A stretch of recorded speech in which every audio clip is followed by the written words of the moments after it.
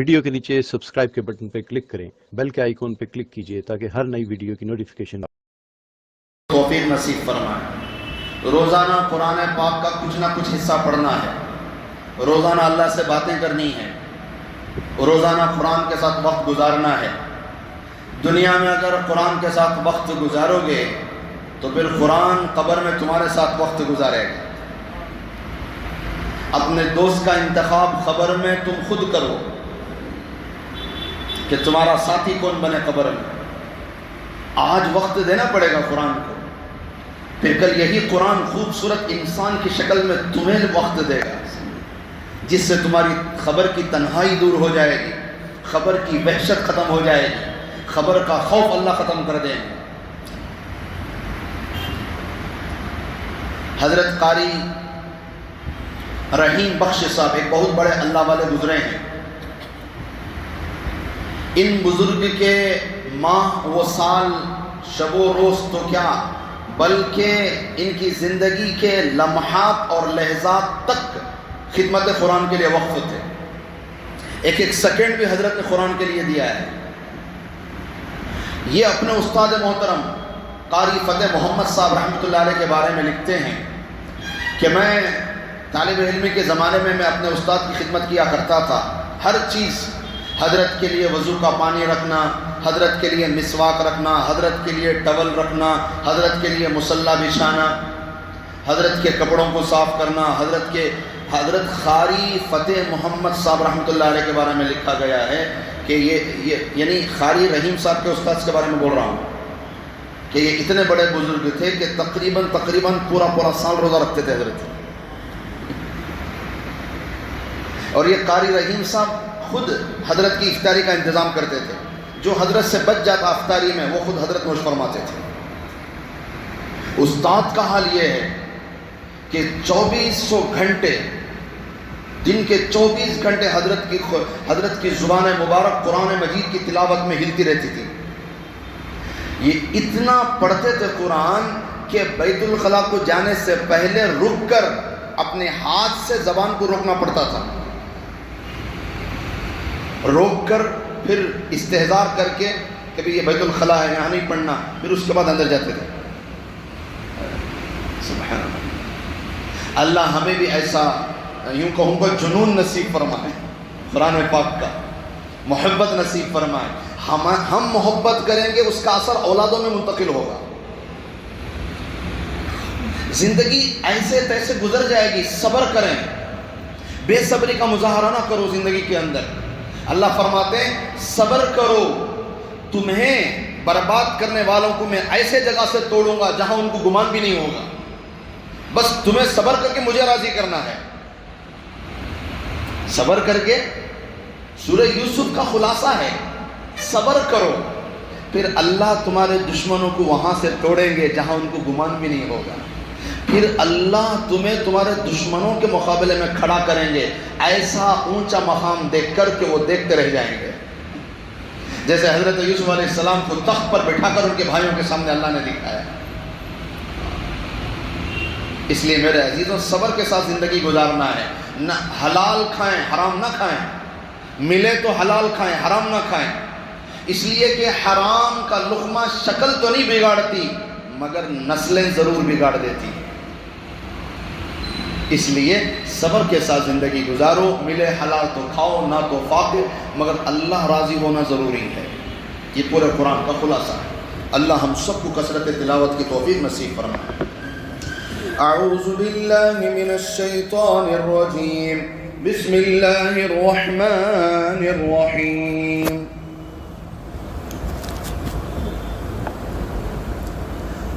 فیہ آیات بینات مقام ابراہیم ومن دخله كان آمنا وللہ علی الناس حج البیت من استطاع الیہ سبیلا ومن كفر فإن اللہ غنی عن العالمین۔ صدق اللہ العظیم۔ ترجمہ، اللہ تبارک و تعالیٰ کا مبارک اور مقدس اور پاکیزہ ارشاد ہے۔ اللہ پاک فرماتے ہیں اس میں، یعنی اللہ کے گھر بیت اللہ میں، مکے میں اس میں کھلی نشانیاں ہیں، من جملہ ان کے ایک مقام ابراہیم ہے، اور جو شخص اس میں داخل ہو جاوے وہ امن والا ہو جاتا ہے، اور اللہ کے واسطے لوگوں کے ذمے اس مکان کا حج کرنا ہے، یعنی اس شخص کے ذمے جو کہ طاقت رکھے وہاں تک کے سبیل کی، اور جو شخص منکر ہو تو اللہ تعالیٰ تمام جہاں والوں سے غنی ہیں۔ سورہ آل عمران کی آیت نمبر 90 پر 7 ہے، اس سے پہلی والی آیت میں یعنی 90 پر 6 نمبر آیت میں اللہ نے فرمایا کہ یہ سب سے پہلا کیا ہے؟ گھر ہے، ان اول بیت، سب سے پہلا گھر ہے، وضع للناس، جو سارے لوگوں کے لیے، اس میں مسلمانوں کی قید نہیں، کافر، مشرک، مجوسی، یہودی، نصرانی، سب کے لیے اللہ نے یہ گھر بنایا۔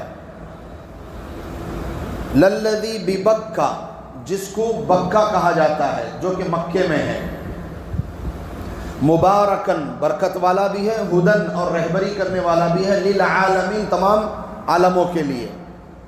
اب آگے اللہ فرما رہے ہیں فیہ آیات بینات مقام ابراہیم، اس گھر میں، اس مکان میں یوں تو بہت ساری اللہ کی علامتیں، نشانیاں ہیں، مگر دو نشانیاں تو واضح ہیں۔ اللہ کے اس گھر میں بے شمار نشانیاں ہیں، مگر دو نشانیاں تو بالکل واضح سمجھ میں آ جاتی ہیں۔ اس میں سے ایک نشانی یہ ہے مقام ابراہیم، مقام ابراہیم، یہ واضح نشانی ہے، سمجھ میں آنے والی، دکھنے والی، ہر ایک کے ذہن میں آنے والی بات ہے۔ اور دوسری علامت، دوسری نشانی، ومن دخلہ کان آمنا، جو اس حرم میں داخل ہو جاتا ہے بس اللہ اسے امن دے دیتے ہیں، یہ دوسری علامت ہے۔ پھر فرمایا وَلِلَّهِ عَلَى النَّاسِ، اور لوگوں کے لیے ضروری ہے کہ وہ اس گھر کا حج کریں۔ مَنِ اسْتَطَاعَ إِلَيْهِ سَبِيلًا، ہاں استطاعت ہو، طاقت ہو، جانے آنے کا خرچہ ہو تو پھر حج ضروری ہے، زندگی میں ایک مرتبہ فرض ہے۔ وَمَنْ كَفَرَ، جو اللہ کے اس گھر کو استطاعت کے باوجود جانے سے انکار کرے، عملاً یا قولاً، فَإِنَّ اللَّهَ غَنِي، اللہ کو اس کی کوئی ضرورت نہیں ہے، عَنِ الْعَالَمِينَ، سارا عالم انکار کر دے، اللہ کو کیا ضرورت ہے، اللہ بے پرواہ ہے، اللہ بے نیاز ہے، اللہ کو کسی کی حاجت کی ضرورت نہیں۔ سبحان اللہ، یہ اس آیت کا خلاصہ ہے۔ اب اس کی تفسیر سمجھیں۔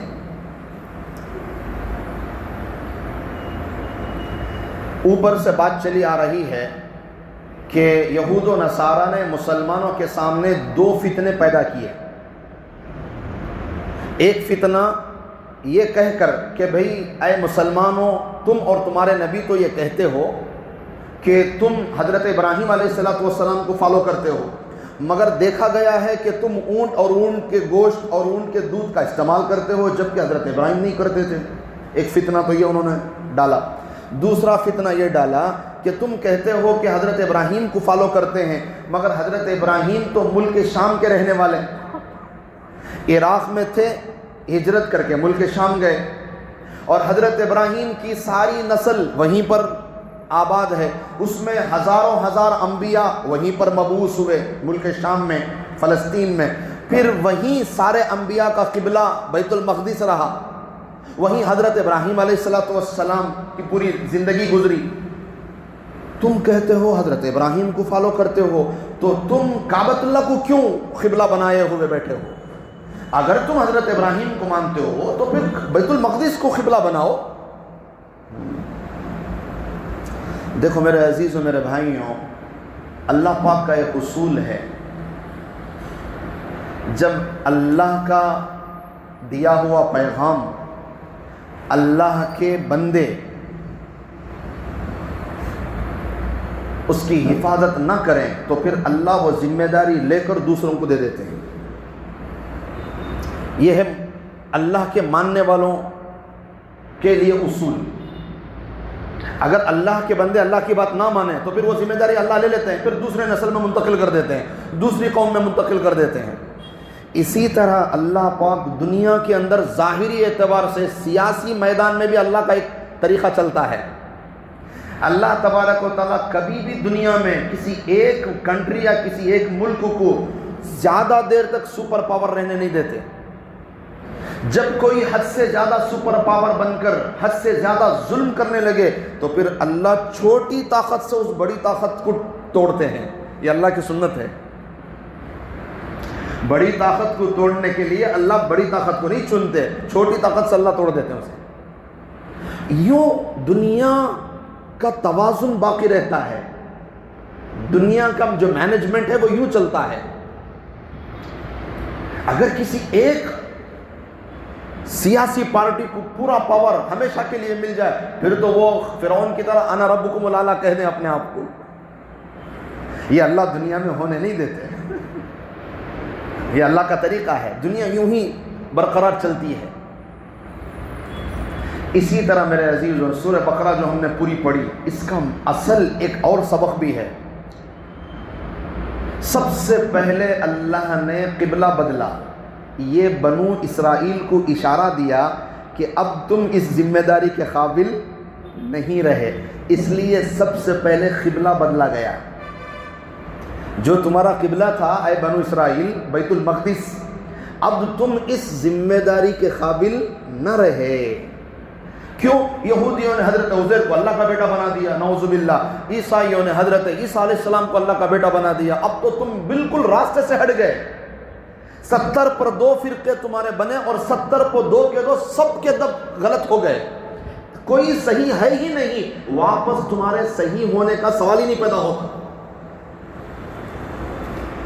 تو پھر پہلے اللہ نے کیا کیا؟ قبلہ بدلا، یہ اشارہ دیا گیا کہ اب تمہارے سے امامت کی جو ذمہ داری ہے وہ لے لی جا رہی ہے۔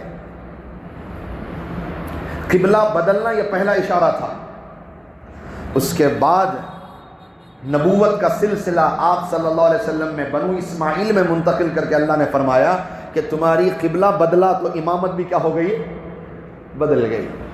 یہ پورے سورہ بقرہ کا یہود و نصارہ کے لیے خلاصہ ہے کہ جب تم امامت کے قابل نہ رہے، جب تم ذمہ داری کے قابل نہ رہے تو پھر اللہ پاک نے کیا کیا؟ پہلے قبلہ بدلا پھر امامت بدلی۔ یہ اللہ پاک کا اصول ہے۔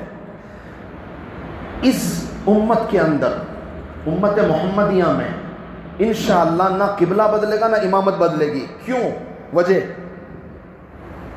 اس لیے کہ میرے عزیزوں قیامت تک چاہے جتنے فتنے پیدا ہو جائے دنیا میں، ایک جماعت ایسی رہے گی جو حق پر رہے گی۔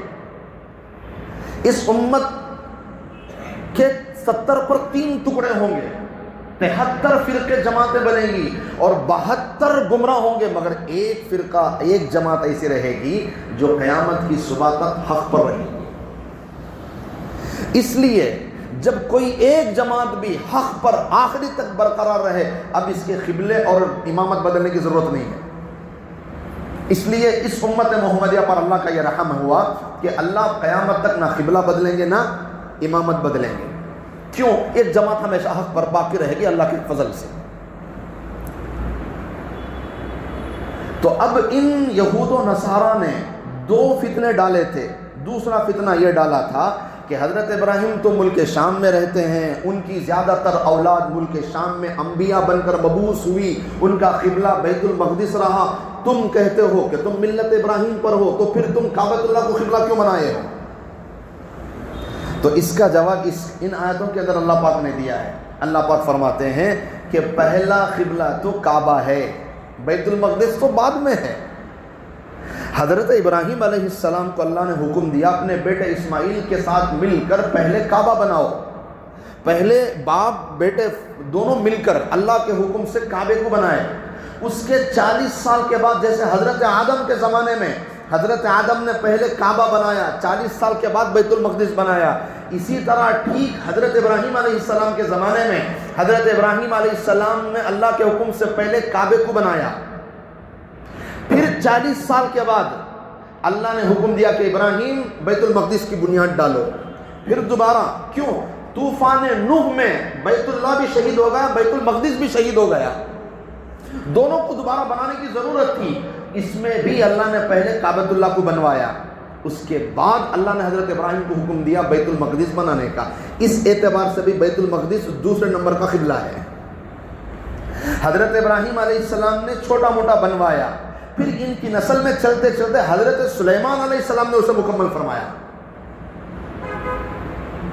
تو میرے عزیز و میرے بھائیوں, ہر اعتبار سے کعبۃ اللہ پہلا ہے اور بیت المقدس بعد میں ہے. تو اللہ پاک نے اس کا جواب یہ دیا, جب حضرت ابراہیم نے بھی اپنی زندگی میں پہلے کعبہ بنایا تو پھر نماز کہاں پڑھتے تھے؟ کعبے کی طرف پڑھتے تھے. حضرت ابراہیم نے دعا کیا, یا اللہ میں اور میرے بیٹے اسماعیل نے گھر بنا دیا, اس گھر کے لیے امام بھی میری نسل میں عطا فرما.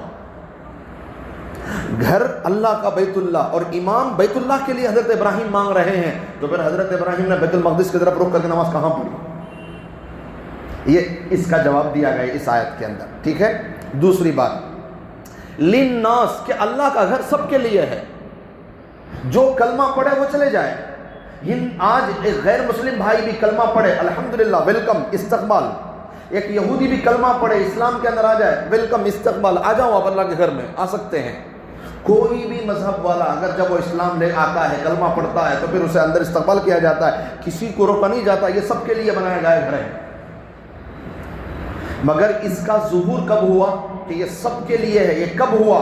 جب آپ صلی اللہ علیہ وسلم نے اپنی نبوت کا اعلان فرمایا, اس کے بعد کعبۃ اللہ پوری دنیا کے لیے ہوا. اس سے پہلے بیت المقدس تھا. ببکہ, میں نے اس کا ایک معنی کل بتایا. کیا بتایا؟ اونچی گردنے والی اونٹنیاں دور دراز سے سفر کر کے آئیں گی. کہاں؟ کعبۃ اللہ کو. نمبر 2, ازدحام لگے گا ہر وقت, کعبے کے ارد گرد لوگوں کی بھیڑ ہوگی. یہ دوسرا معنی. آج اس کا تیسرا معنی سنیں, بکہ. دیکھو, با اور میم ہمیشہ ایک دوسرے سے بدلتے رہتے ہیں. کبھی با کو میم سے بدل دیا جاتا ہے, کبھی میم کو با سے بدل دیا جاتا ہے. جیسے لازب تھا, با بدل گیا تو لازم ہو گیا, وہاں با میم سے بدل گیا. یہاں لفظ بکہ ہے, چلتے چلتے لفظ حرف با حرف میم سے بدل گیا تو مکہ ہو گیا. با اور میم ایک دوسرے سے بدلتے رہتے ہیں, یہ عربی کا اصول ہے.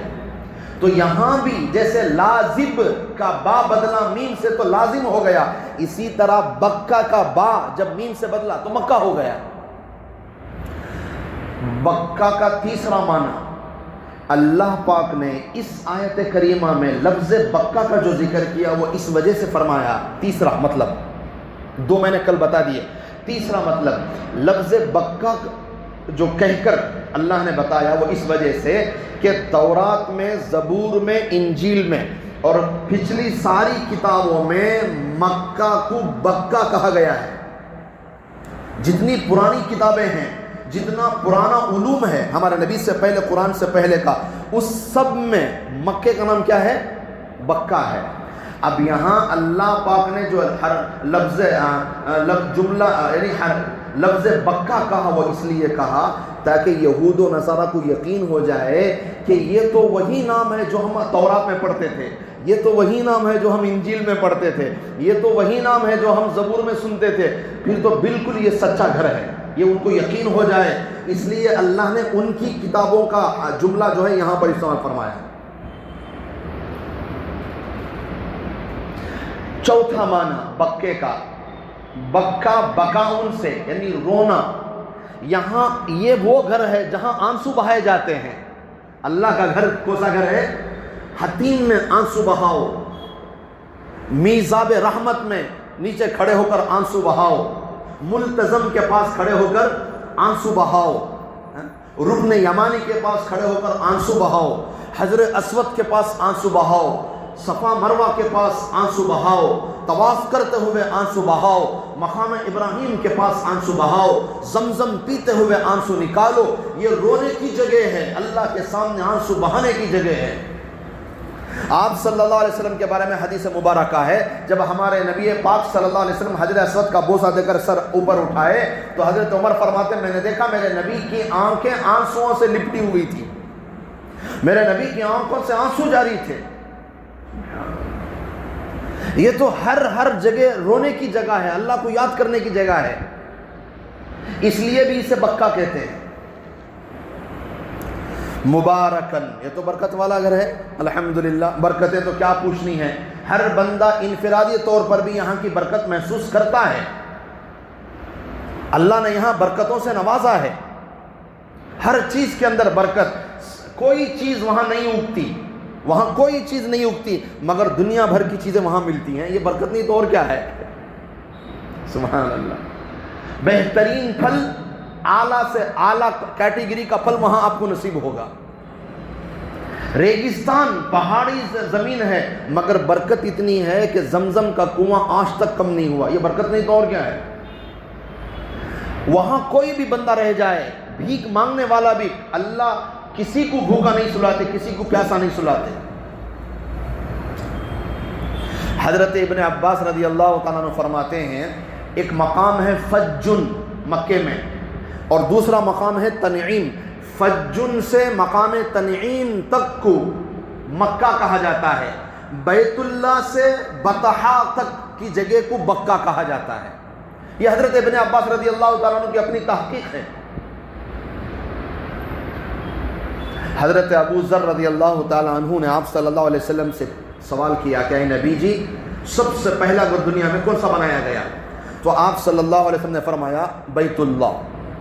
پھر اس کے بعد کون سا گھر؟ تو آپ صلی اللہ علیہ وسلم نے فرمایا بیت المقدس۔ پھر اس کے بعد پھر آپ صلی اللہ علیہ وسلم نے فرمایا پھر تم جہاں چاہے نماز پڑھو، ساری زمین کو اللہ نے مسجد بنا دیا۔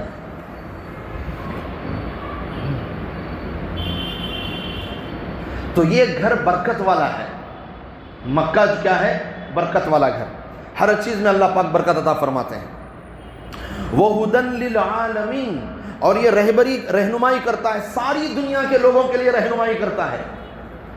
ساری دنیا کے لوگ اس کی طرف قبلہ کر کے رخ کر کے نماز پڑھتے ہیں، سب کے لیے رہبری کرنے والا یہ گھر ہے، ہدایت والا گھر ہے، یہ دینی رہنمائی کرتا ہے۔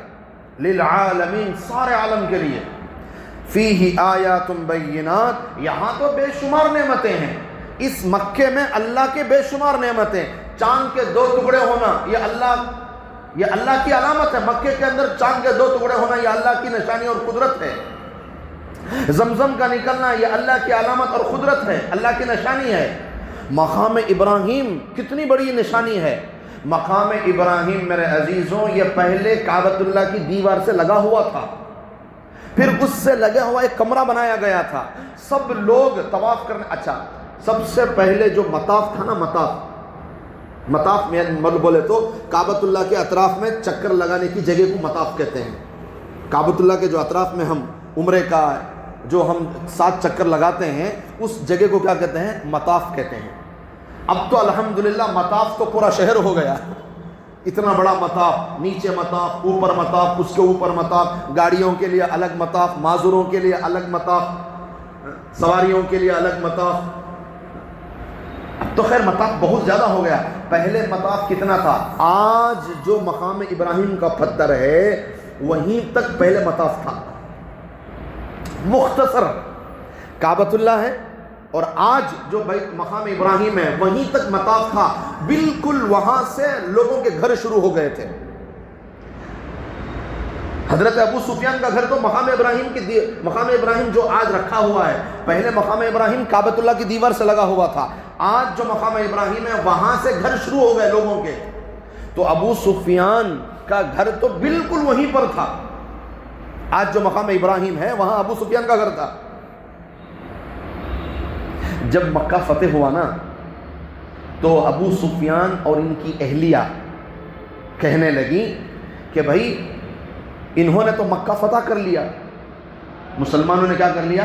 مکہ فتح کر لیا، اور جو بھی بادشاہ ملک فتح کرتا ہے تو ان کی راتیں بے حیائی میں، زنا میں، شراب نوشی میں گزرتی ہیں۔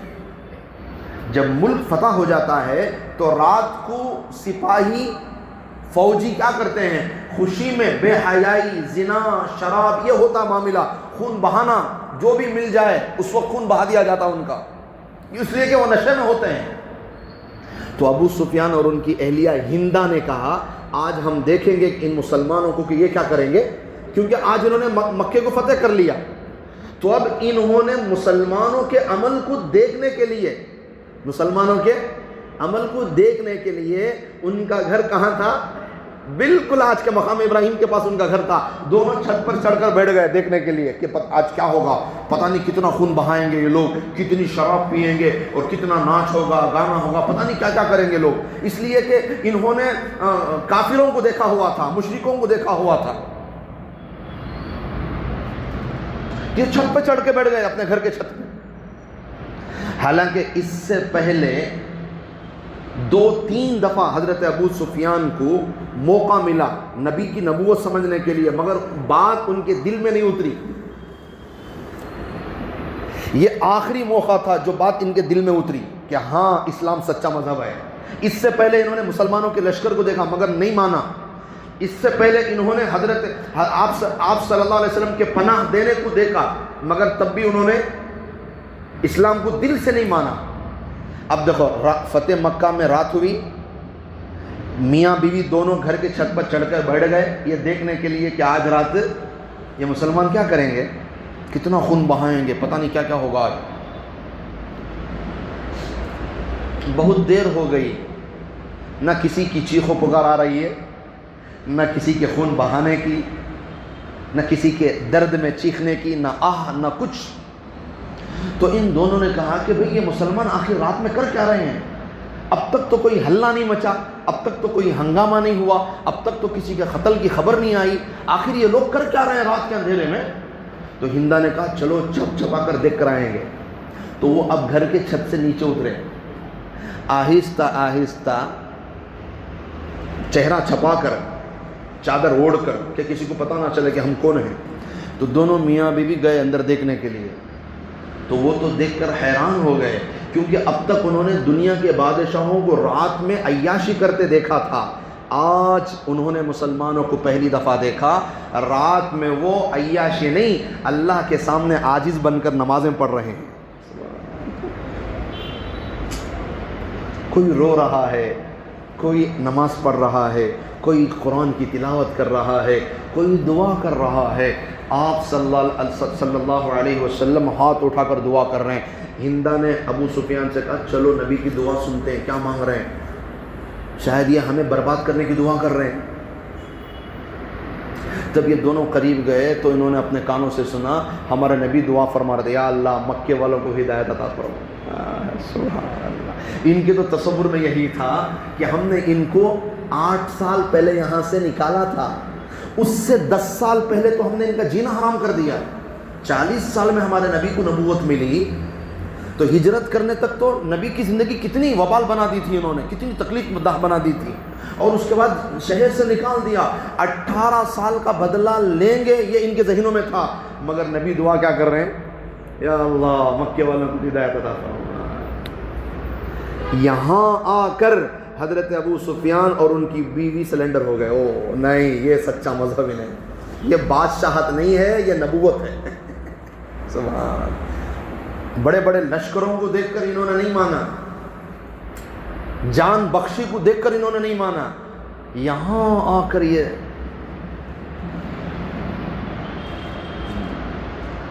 اتنا قریب تھا گھر جب حضرت ابو سفیان کا کہ وہ بالکل، اب تو الحمدللہ مطاف بڑا ہو گیا۔ تو مقام ابراہیم کے بارے میں آپ کو بتا رہا تھا، وہ دیوار سے کیا ہوا تھا، لگا ہوا تھا، ایک کمرہ بھی بنا ہو، سارے لوگ وہیں پر نماز پڑھتے تھے، ضروری سمجھتے تھے وہیں پر نماز پڑھنے کو۔ بعد میں 2 روایتیں ہیں، ایک روایت کے اعتبار سے سب نے مشورہ کر کے اسے وہاں پر کر دیا، دوسری روایت ایک مرتبہ سیلاب آیا تو خود بخود وہ پتھر بہتا ہوا مقام ابراہیم جا کر وہاں پر کھڑ گیا جو آج ہے، تو پھر وہیں پر اس کو رکھ دیا گیا، اور زمانہ چلتا رہا، لوگ وہیں پر اسے دیکھتے رہے۔ بعد میں فقہا نے بھی یہ مسئلہ طے کیا کہ بھی مقام ابراہیم کے پاس سے کہیں بھی پیچھے تک آپ نماز پڑھیں گے نماز ہو جائے گی، بالکل اس کے سامنے جا کر پڑھنا ضروری نہیں ہے۔ طواف کے بعد جو 2 رکعت واجب الطواف نماز ہے، مقام ابراہیم سے لے کر آپ کہیں بھی نماز پڑھ لیں نماز ہو جائے گی، وہیں پر سامنے پڑھنا کوئی ضروری نہیں ہے۔ تو یہ اللہ فرما رہے ہیں فیہ آیات بینات مقام ابراہیم، سب سے بڑی علامتیں تو بہت ہیں مکے میں، سب سے بڑی علامت مقام ابراہیم ہے. آج تک ساری روایت متفق ہیں کہ یہ وہی پتھر ہے جس پر حضرت ابراہیم کھڑے ہو کر کعبۃ اللہ کی تعمیر کی ہے. سب متفق ہیں کہ یہ وہ پتھر ہے، جب ضرورت پڑتا تو اونچا ہو جاتا، جب ضرورت پڑتا تو نیچا ہو جاتا. سب متفق ہیں روایتیں کہ یہ وہی پتھر ہے جس کو اللہ نے اتنا نرم بنایا تھا کہ حضرت کے پیروں کے نشان پڑ گئے اس میں. اس زمانے کا پتھر آج تک محفوظ ہے. کتنی بڑی علامت ہے. سبحان اللہ. وَمَن دَخَلَهُ كَانَ آمِنًا. دوسری سب سے بڑی علامت امن ہے. یہاں کیا ہے؟ امن ہے. امن ہی امن ہے. ابراہیم نے حملہ کرنے کے لیے آیا، اللہ نے بچا کے دکھایا. تو عرب کو تو اللہ نے مخالفین کے حملوں سے ہمیشہ بچا کے دکھایا ہے. یہ امن کی جگہ ہے. یہ اتنا امن والا مقام ہے کہ صرف مسلمان ہی نہیں، نبی کے زمانے میں مشرکین کے دل میں بھی اس جگہ کا ادب تھا. ابو جہل جیسے سخت ترین انسان کے دل میں بھی حرم کا ادب تھا. کافر بھی اس جگہ کا ادب کرتے تھے. حرم میں، حرم کے اندر، حدود حرم کے اندر اگر کسی کافر کے باپ کا قاتل بھی مل جاتا سامنے کہ اس نے میرے باپ کو مارا ہے، تو بھی وہ نظر جھکا کر سامنے سے گزر جاتا، اس پر کوئی حملہ نہیں کرتا، کیونکہ یہ حدود حرم ہے. یہاں اللہ نے منع فرمایا ہے. مسلمان تو مسلمان، کافروں کے دل میں بھی اس جگہ کی کیا تھی؟ عظمت تھی. کوئی ہاتھ نہیں ڈالتا یہاں. کسی مجرم، کسی قاتل، کسی چور، کسی باپ کے قاتل پر یہاں کوئی ہاتھ نہیں ڈالتا، اس لیے کہ یہاں پر ہاتھ ڈالنے کی اجازت نہیں ہے. یہ امن کی جگہ ہے. امن کی جگہ. ہاں، کوئی مجرم آ کر یہاں پناہ لے لے تو اب اس کا کھانا پانی بند کر دیں گے جب تک کہ وہ مجبور ہو کر حدود حرم سے باہر نہیں نکلے گا. جب حدود حرم سے باہر نکلے گا تب اسے سزا دیں گے. مگر حدود حرم کے اندر اس پر کوئی حملہ، کوئی سزا ہرگز نہیں دیں گے. صرف آپ صلی اللہ علیہ وسلم نے فرمایا کہ میرے سے پہلے کسی کو اجازت نہیں تھی، میرے بعد قیامت تک کسی کو اجازت نہیں ہے. مجھے بھی صرف چند گھنٹوں کے لیے حدود حرم میں قتال کی اجازت ملی تھی. چند گھنٹے. کیوں؟ تاکہ مکہ پاک ہو جائے کافروں سے، بتوں سے. اللہ کے گھر میں جو 360 بت رکھے ہیں وہ سب پاک کرنے کے لیے اللہ نے چند گھنٹوں کے لیے صرف اور صرف ہمارے نبی کو اللہ نے اجازت دی تھی. باقی ہمارے نبی سے پہلے بھی کسی کو اجازت نہیں ملی، ہمارے نبی کے بعد بھی کسی کو اجازت قیامت تک نہیں ہے.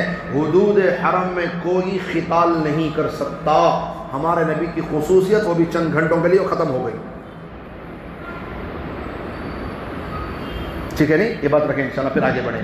اللہ تعالیٰ سے دعا ہے کہ اللہ تعالیٰ ہم سب کو اللہ پاک کے مبارک اور مقدس گھر بیت اللہ کی عظمت، ادب، احترام، محبت، شوق، جذبہ، جانے کی کوشش، فکر اللہ ہم سب کو نصیب فرمائے. اللہ ہم میں سے ہر ایک مرد، گھر کی خواتین، ہمارے معصوم بچے، نوجوان، اللہ سب کو اپنا مبارک گھر کا دیدار فرمائے، گھر کو جانا نصیب فرمائے، طواف کرنا نصیب فرمائے، حج کو جانا نصیب فرمائے، عمرہ کرنا نصیب فرمائے، مکے کی زمین پہ قدم رکھنا اللہ نصیب فرمائے، زمزم پینا نصیب فرمائے، مقام ابراہیم کا مشاہدہ کرنا نصیب فرمائے. یہ باتیں ذہن میں ہوں گی تو پھر حج کو، عمرے کو جانے کا انداز ہی الگ ہوگا انشاءاللہ. اسی لیے میں کہتا ہوں نا، حجاج کو ہر جگہ حجاج کو جوڑ کر احرام یوں بننا، کیا وہ اجتبا یوں کرنا، رمل یوں کرنا، بوسہ یوں دینا، خالی طریقے بولتے رہتی. میں بولتا ہوں طریقے سیکھ لیتا. حاجی کو اس جگہ کی عظمت بٹھاؤ دل میں، اس کے قدم قدم کو احساس ہونا یہ وہ جگہ ہے جو ہمارے نبی ہاں یہ کرے، یہ وہ جگہ ہے جہاں 70,000 فرشتے آمین کہتے ہیں، یہ وہ جگہ ہے. حجر اسود پر جا کر یہ تصور کرو کہ یہ میرے اللہ کا سیدھا ہاتھ ہے، پھر حجر اسود کے بوسہ دینے کا مزہ ہی الگ ہوگا. یمین اللہ فی الارض، حجر اسود اللہ کا سیدھا ہاتھ ہے، یہ حدیثوں میں ہے. یہ تصور حاجی میں ڈال کو بھیجنا ہمیں. وہاں کے ایک ایک رکن، ایک ایک مقام کی عظمت اگر دل میں ہوگی تو پھر کام کرنے کا مزہ الگ آئے گا. ہم بیچارے حاجیوں کو خالی طریقہ بول بول کو تھکا ڈالتی. احرام یوں بننا سو نیچے سے یوں لینا اوپر سے یوں بننا یوں جو یوں ہلاؤ منڈے ہلا ہلا کو پم یہاں آدھے ہو جاتی وہ حاجی خالی طریقہ طریقہ طریقہ. ایک بار طریقہ سمجھا ختم. اس کے بعد بار بار عظمت بٹھانے کی کوشش کرو مکے مدینے کی.